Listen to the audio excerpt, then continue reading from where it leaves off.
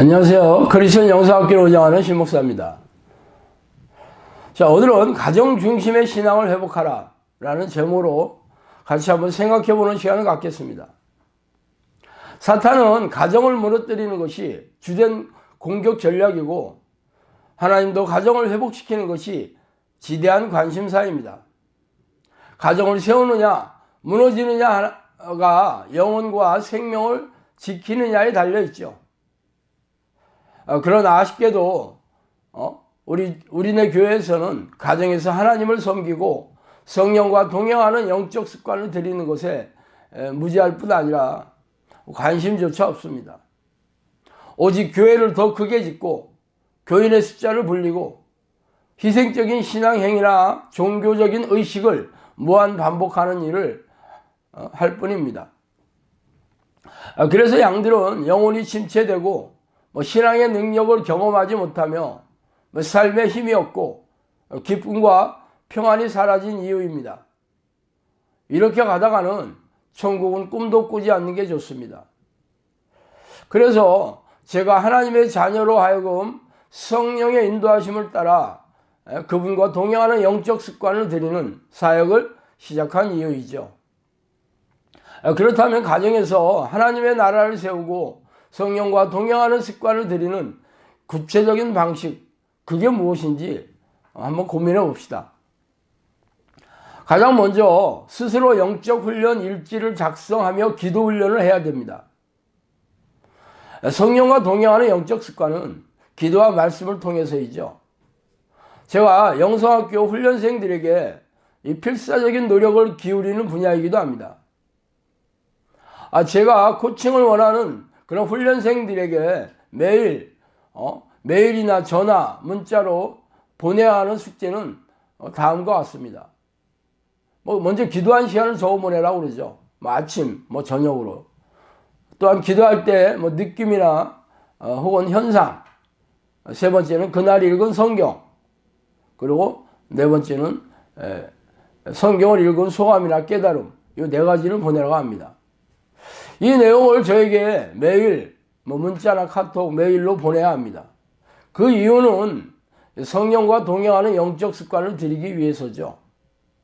그러므로 이와 같은 내용들을 노트에 적어가면서 스스로 훈련을 해보도록 하시기 바랍니다. 참고로 성경을 읽는 요령은 카페 게시판에 성경적인 기도 가이드 게시판에 보면 어떻게 성경을 읽을 것인가 라는 칼럼을 참조하시기 바랍니다. 기도는 아침 저녁에 방해받지 않는 정해진 시간에 1시간 이상 기도하고 낮에도 틈나는 대로 하나님을 간절히 부르는 습관을 들여야 합니다.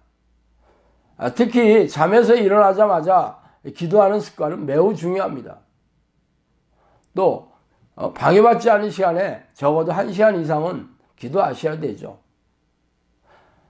성령이 내주할 때의 느낌은 기도에 깊게 몰입되는 상태인데, 그때까지는 오직 혼신을 다해서 하나님을 부르고 전심으로 성령의 내주를 요청하는 기도만을 해야 합니다.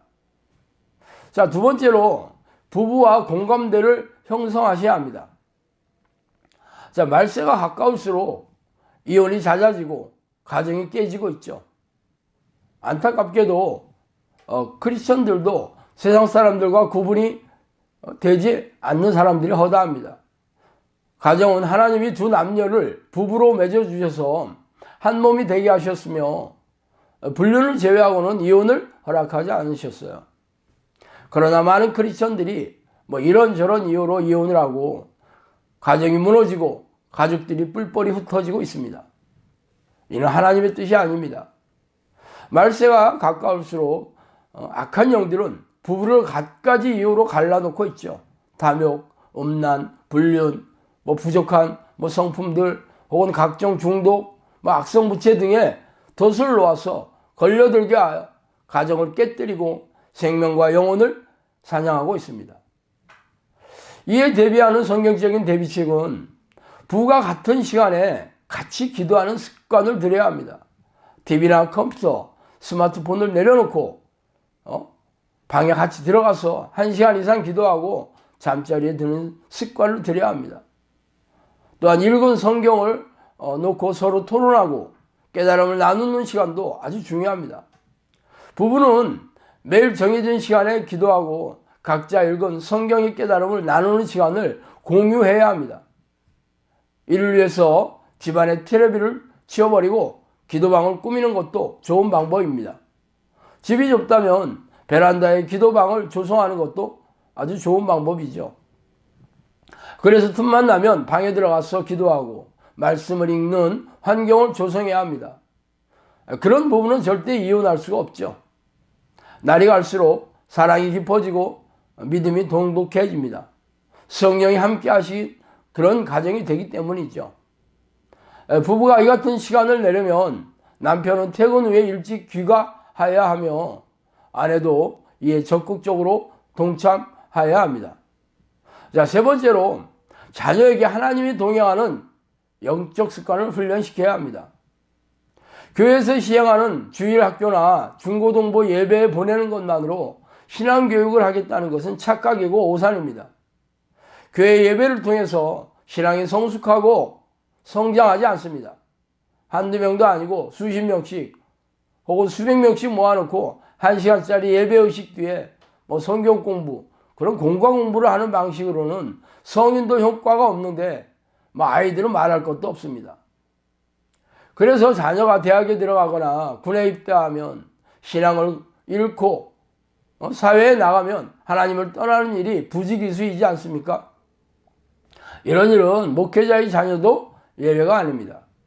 그런데 어떻게 교회 그런 예배만 보내고 공과 공부만 시키면 다 된 줄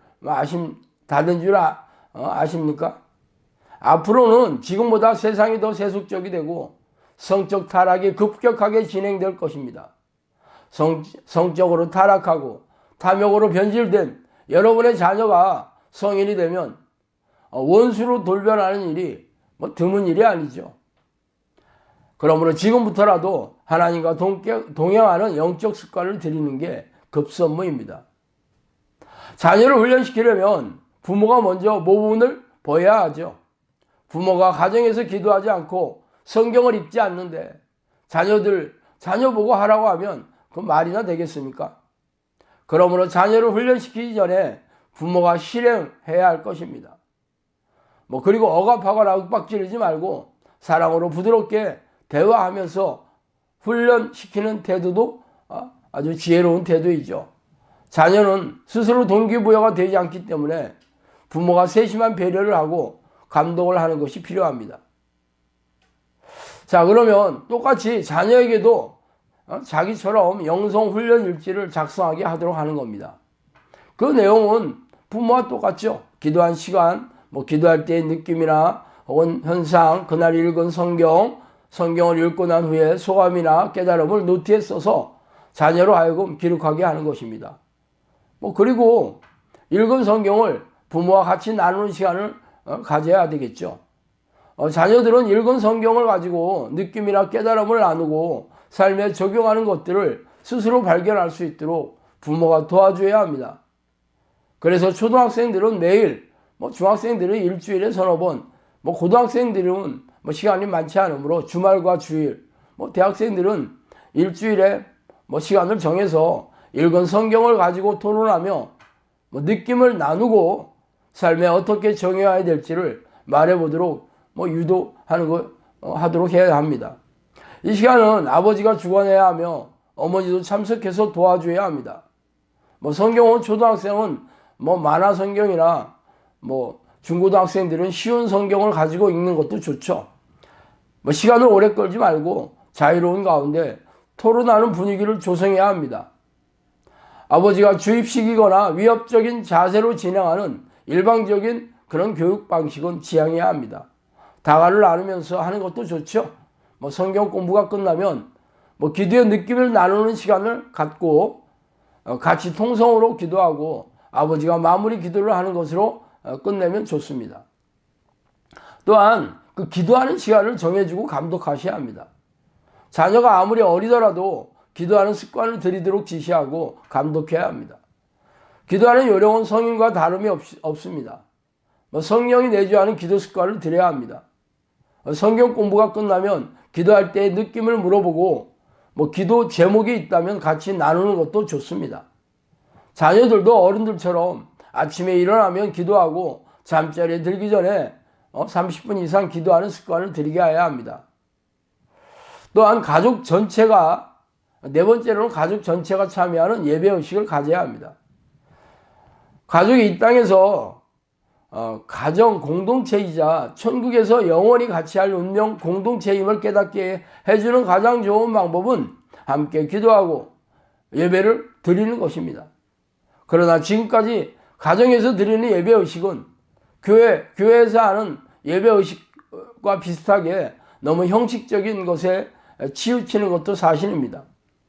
그러나 서로 기도하고 성경을 읽는 훈련을 하면 가족들의 눈빛이 달라질 것입니다. 일주일에 한두 번, 주말 저녁이나 혹은 주일 저녁 등 한가한 시간을 정해서 함께 예배의식을 거행하는 것입니다. 예배의식은 보통의 가정 예배와 다름이 없지만 예배를 시작하기 전에 찬송가를 10곡 이상 불러서 마음을 열고 성령이 충만한 가운데 시작하시기 바랍니다. 찬양을 부르는 것도 중요한 예배이기 때문입니다. 예배의 주관자는 아버지가 되어야 하며 아버지가 없을 시 어머니가 대신할 수도 있습니다. 성경은 가족들의 상황에 잘 맞는 성경 말씀을 찾아 내용을 풀어주고 삶에 적용하는 내용으로 하면 됩니다. 스스로 준비하는 게 부담스럽다면 저희 영성학교 카페에 있는 칼럼을 참조하셔도 좋습니다. 예배의 마무리는 통성으로 기도 제목을 놓고 같이 기도하며 아버지가 마무리하는 것으로 마치면 되겠습니다. 예배의 끝은 서로 축복하고 격려하며 위로해 줘야 합니다. 부모가 가정을 지키지 못하면 사탄의 밥이 됩니다. 특히 아버지는 가장으로서 가정을 이끌고 자녀의 신앙을 지도하며 영성을 함양하고 훌륭한 성품을 양육시킬 책임이 있습니다. 그러나 이는 자신의 능력이나 지혜나 노력으로 되는 것이 아니라 성령의 인도하심을 받아야 합니다. 그러므로 성령과 동행하는 영적 습관을 들이는 훈련이 꼭 필요합니다. 그러므로 앞으로는 크리스천 영성학교의 가정 중심의 교회, 그런 공동체를 세우는 콘텐츠와 훈련과 조언을 아끼지 않을 것입니다.